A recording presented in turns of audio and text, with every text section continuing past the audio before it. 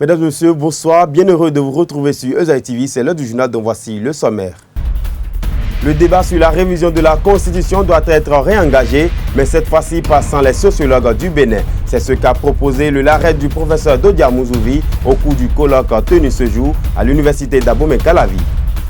L'identifiant fiscal unique IFU est désormais obligatoire au Bénin. C'est l'une des décisions issues du Conseil des ministres tenu hier. Vous aurez toujours dans ce journal l'analyse des citoyens lambda, des syndicalistes et de Noureddine Saka Saleh sur les 12 mois de gestion du président Patrice Talon. À nouveau, bonsoir. Les sociologues, anthropologues et d'autres chercheurs de l'université d'Abomey-Calavi se sont réunis ce jour autour du thème enjeux et défis sociaux de la révision de la Constitution. Des propositions ont été donc faites au cours de ce colloque en présence de Oden Aladatin, député à l'Assemblée nationale et rapporteur de la commission des lois. Suivons ensemble ce compte-rendu.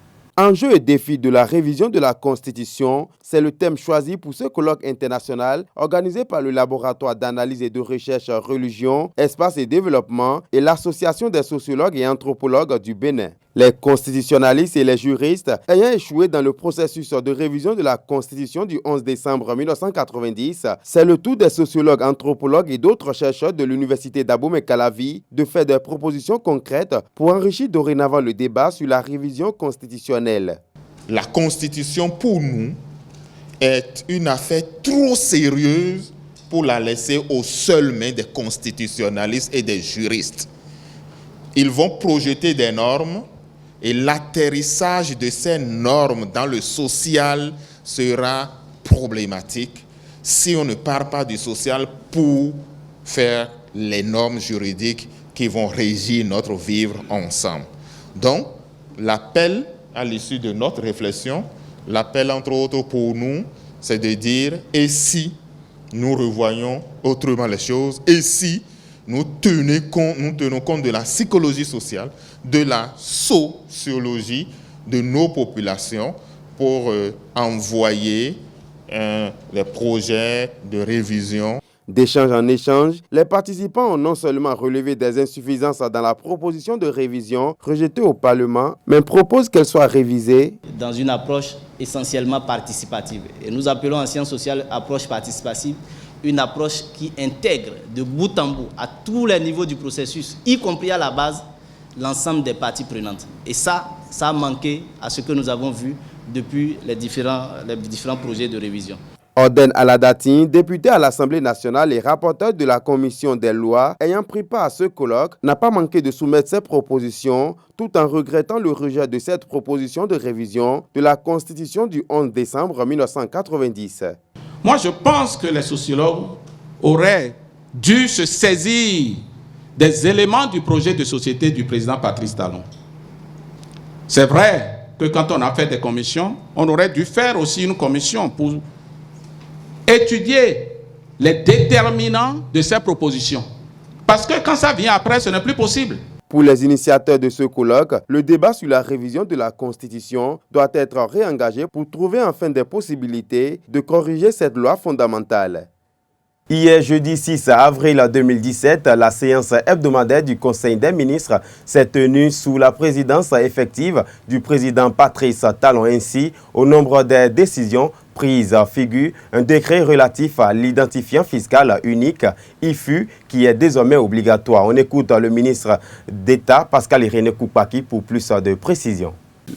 L'identifiant fiscal unique, c'est un numéro matricule donné à chaque personne physique ou morale ayant une activité rémunérée, salariée ou non, mais faisant des activités économiques en relation avec l'administration publique.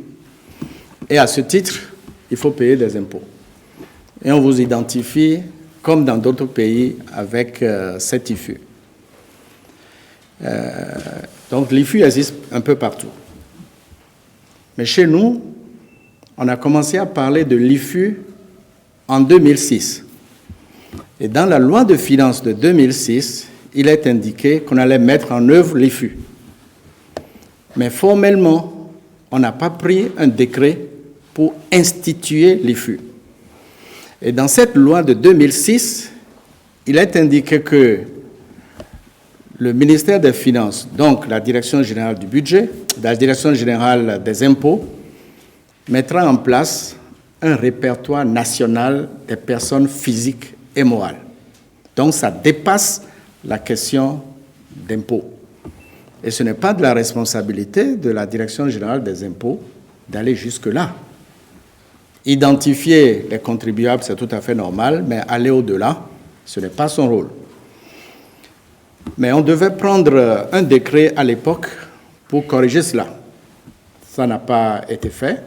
Et donc le gouvernement estimait qu'il valait mieux mettre l'institution de l'identifiant unique dans la loi de finances 2017 pour pouvoir prendre le bon décret d'application de cela.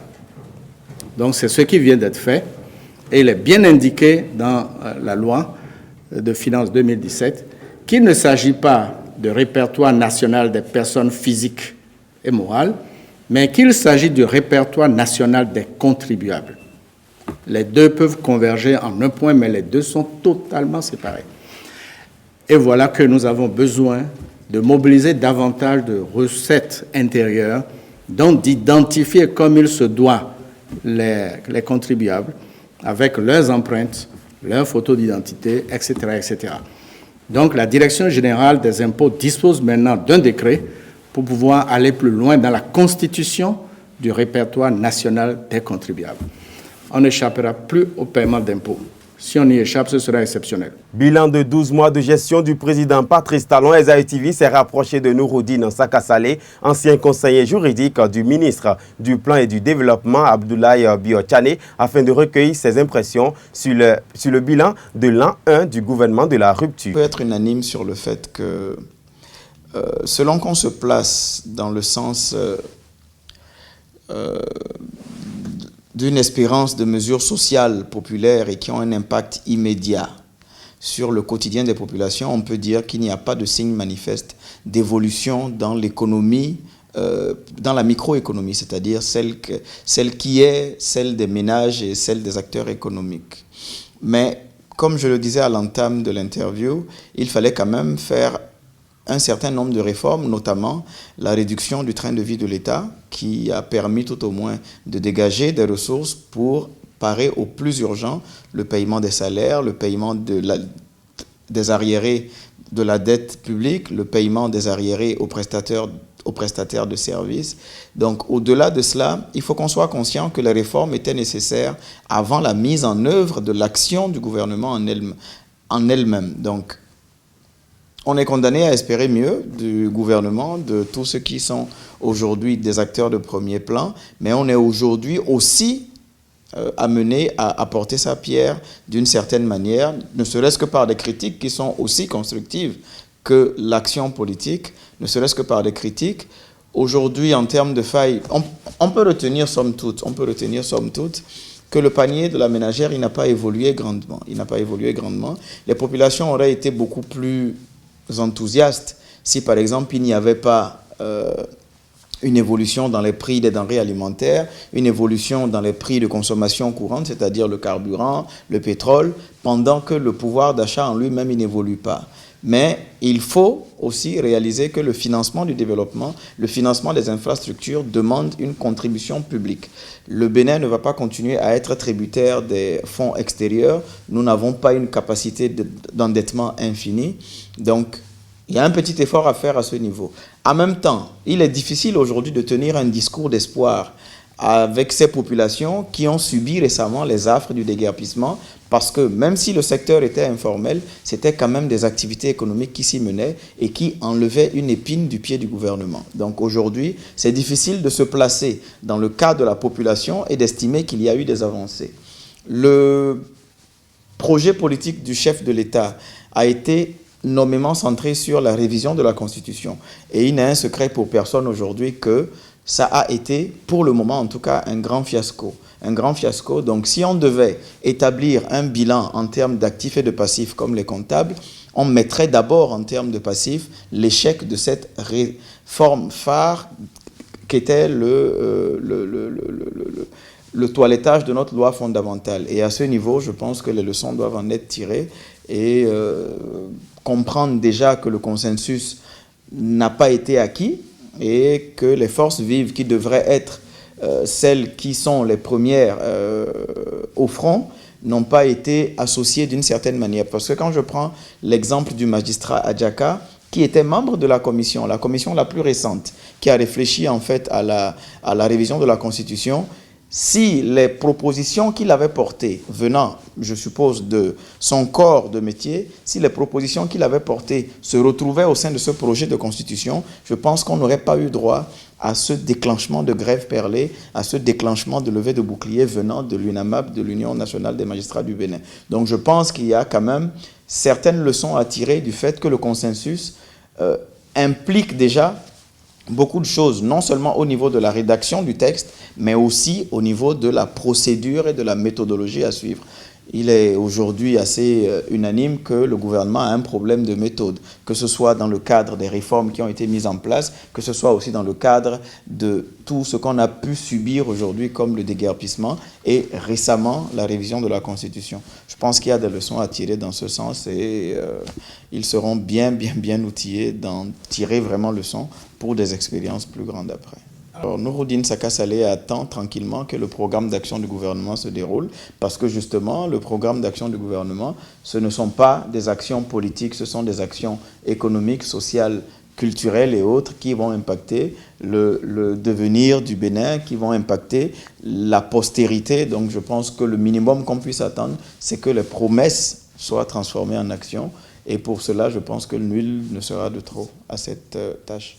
Identifier et organiser une base référentielle afin d'informer sur l'état des lieux de la gestion du président Patrice Talon après un an d'exercice est le but visé par la plateforme électorale des organisations de la société civile. L'événement a eu lieu hier au Palais des Congrès de Cotonou.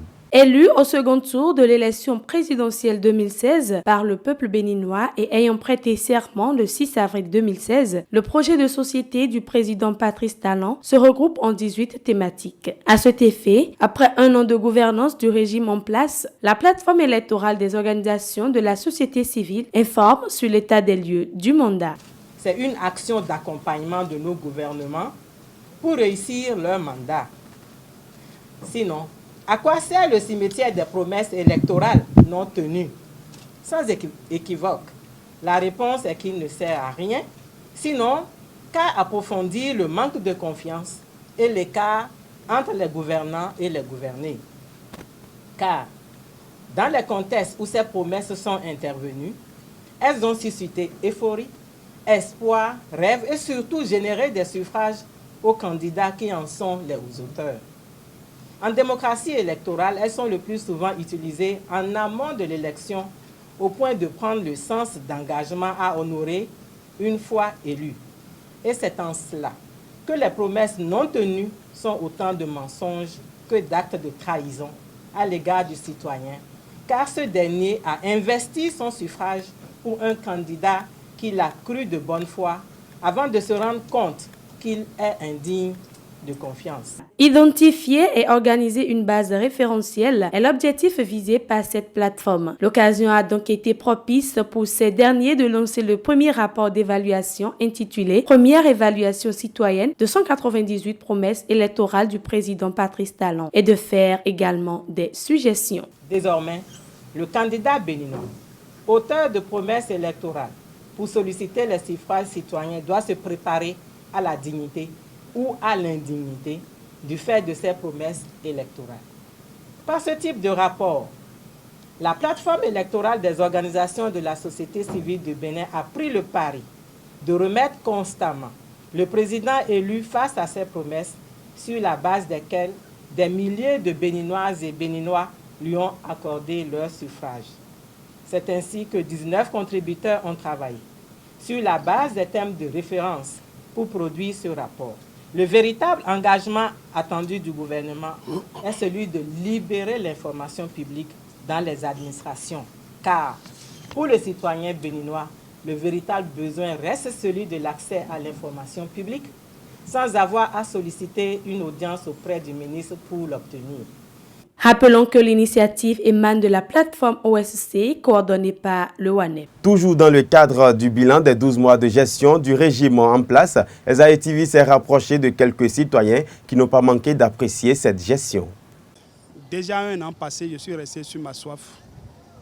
Vu tout ce qui se passe dans le pays, vraiment, tout laisse à désirer qu'on s'est trompé. On s'est trompé. Voyez-vous, en un an, beaucoup de choses s'est passées. Et je m'en veux même pour preuve la révision de la Constitution. Le compétiteur né qui demande même de serrer les ceintures, on constate qu'en réalité, lui-même, il a enlevé carrément les ceintures. Ce n'est pas bien. Ce n'est pas ce que ce peuple-là veut en choisissant Talon aux affaires. Les jeunes sont au chômage. Malgré ça, les acquis, on remet tout en cause. On renvoie les jeunes de l'administration publique comme s'ils étaient des étrangers à ce pays. C'est triste pour mon pays. Vivement qu'il change, hein? Vivement qu'il change. Togande au Gonfiwaï. Bon, mi monde yi gande e wa son bon. A moi bi bloqué pour perdre mo Patrick Talon. E yi to miton da lo men bo yi to gan miton. Do ko polo men. A son wi wa ton de yen mo e ma kodo yen no kuma. Do to lo ma son les zindi de na sin son lindo. De na wa son do bo to vi de do to lo men le ina vo. Do yi eton podo wi wa eton po men bo ndudu na pe khotale me e ma ba ido alo mon ko ton di e we son bo nu de do biblo lo le ni go ba le ton ate bo yen do 4 ans de epo ami lo le to vi le na mo nu bodu bo na mo afo bodo bo ti jo na tin do khota do po me do mi ma ze do ji ma lo ni wa di o sen do to mi tonton mi ze do ni wa ne to mi ton ni do di o ne ndudu ni pe mi nu. Journalisme, diaspora, pouvoir public, nouvelles technologies et un an de gouvernance du président Patrice Talon, lecture croisée des différents acteurs. Ce sont là les thèmes retenus ce jour à la Maison des médias de Cotonou qui a réuni plusieurs professionnels des médias. Suivons ensemble les propos recueillis. Le ministère ne dispose encore de PTA, le budget n'est pas lancé, on est à 4 mois de l'exercice budgétaire 2017. Or, à cette période déjà, on commence par préparer le budget 2018. En novembre, où sera la clôture budgétaire? Quand sera-t-il du bilan à faire? C'est des interrogations, c'est des situations qu'on n'arrive pas à nous expliquer. Donc, il faut que les gens se remettent au boulot. C'est un bilan, pour l'instant, globalement mitigé. Pour la première fois, quelqu'un est venu. Et il a installé les 12 départements, créés sur papier depuis plus de 20 ans. Les universités privées, je le dis, monsieur un ancien supérieur, quelqu'un qui vient mettre de l'ordre dans la délivrance des diplômes, pour mettre fin à la complaisance et à l'affairisme. Un bilan controversé, la carte universitaire, les universités d'État. Cette carte A jusqu'à présent est controversée. Ça crée beaucoup de distorsions et de dysfonctionnements, surtout dans les départements de la Takora et du Borgou. Pour les localités que je connais, dans la Takora, il paraît que c'est général, plus de la moitié du coton se trouve encore dans des champs. Les villageois sont obligés de cotiser pour corrompre les transporteurs afin de voir leur coton évacué. Moi, j'ai voté pour... j'ai voté. Si vous voulez connaître les raisons de mon soutien, elles sont très simples.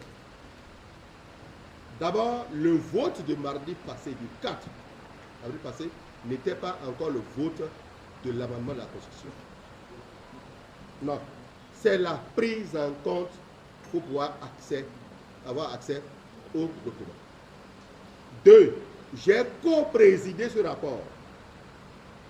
N'oubliez pas, je suis le vice-président de la commission des lois. Le jour-là même, c'était moi qui étais au présidium avec le rapporteur ordonne à la date. Personne n'était contre la révision de la Constitution. Et personne alors, même ceux qui ont voté contre, tout ce qu'ils ont reproché, et j'ai écouté les collègues, même un collègue ici présent, collègue professeur, je le salue au passage, professeur Topano, je le salue au passage. Je l'ai suivi tout au long du débat. Tout ce qu'on reproche un peu au gouvernement, c'est la démarche qui a abouti à la rédaction du projet. C'est tout. Mesdames et messieurs, ce sera tout pour ce journal. Merci de l'avoir suivi. Restez fidèles à nos programmes et retrouvez demain Info Hebdo et restez connectés sur le www.ezaitv.com.